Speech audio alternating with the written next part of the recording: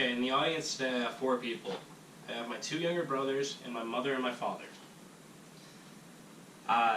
The topic of my presentation today is on the decriminalization of all drugs. I know it sounds a little ridiculous at first, and that's exactly what I thought, until I dove deeper into the subject matter, and I actually became an anti-prohibitionist out of it. The graph I have in front of you is actually in your hands right now. This is from prisonpolicy.org. Every year they give the mass incarceration statistics. So as of 2017, right now, we have 2.3 million people behind bars in the United States. And 1 out of every 5 people behind bars right now is in there for a drug offense. According to a study that Portland State University did, prisons are actually holding thousands more prisoners than it was originally intended for.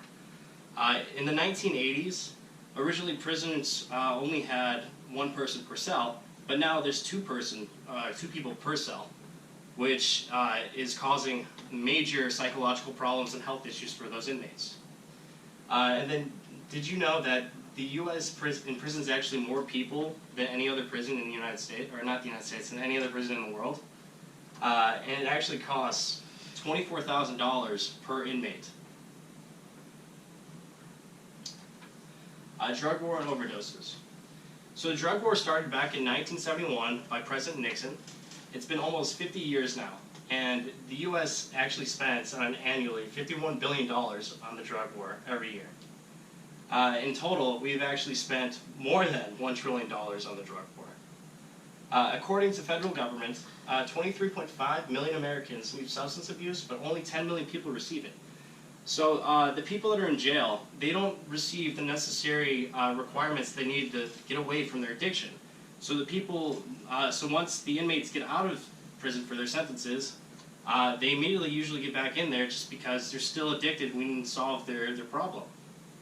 And an interesting fact for you, depressants, opioids, and antidepressants are responsible for more overdose deaths than cocaine, heroin, meth, and amphetamines combined.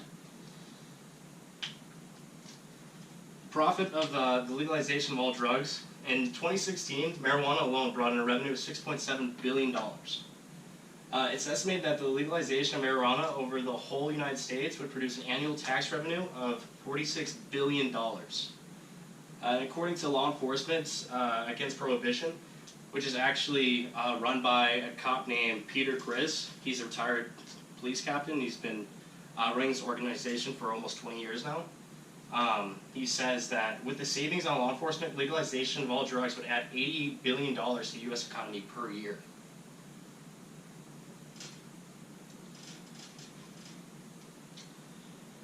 So something that I'm strongly in favor for is what Portugal's doing.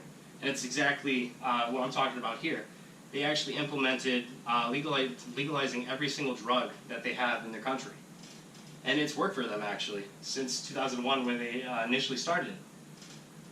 Portugal, they shifted drug control from the Justice Department to the Ministry of Health, and they instituted a robust public health and model for treating the use of hard drug addiction.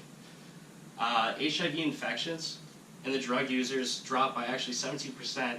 People seeking treatment also dropped, showing a positive change to Portugal related to drugs. Drug-induced deaths also dropped from a staggering 78% to a low 15%. So, in conclusion, there are many strong reasons to why we should legalize all drugs and stop prohibition. One reason is being the overcrowding that's going on in prisons in the United States today. 2, being the amount of money that we're spending on the drug war, and the annual tax revenue that we would bring in from legalizing all drugs. 3, and we just implement what Portugal's doing, and we would prevent addiction and save a lot of money. Any questions?